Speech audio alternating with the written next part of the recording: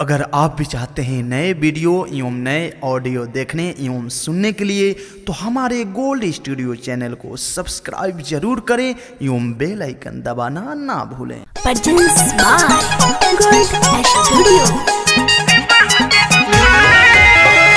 Music by Abhishek Gupta.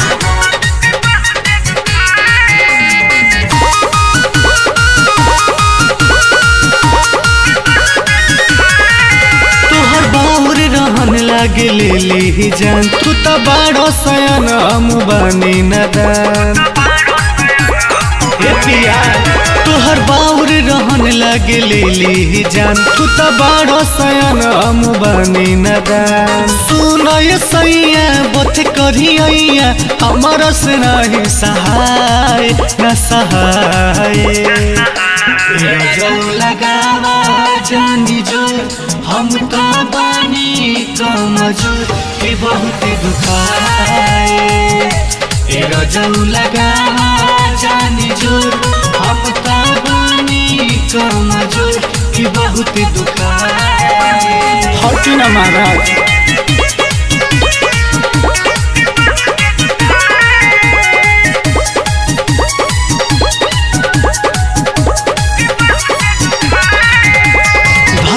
कलैया चुसला ललैया कह दिले बड़ा मजबूत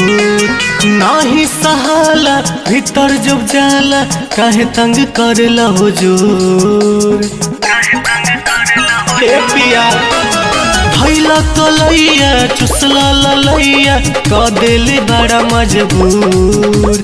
नाही सहाला भीतर जब जाला काहे तंग कर लो जोर दूर तनी हटी भीरी न सटी कुछ न तहरा बुझाला न बुझाला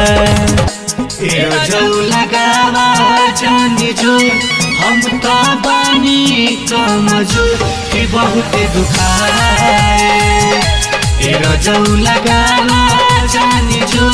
हम तो बानी कमजोर के बहुत दुखाए।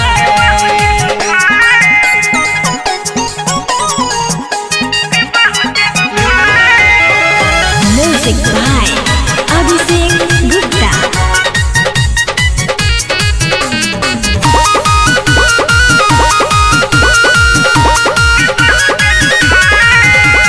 पड़ी ले पैया सोनिए सैया काहे बनी पगलाइल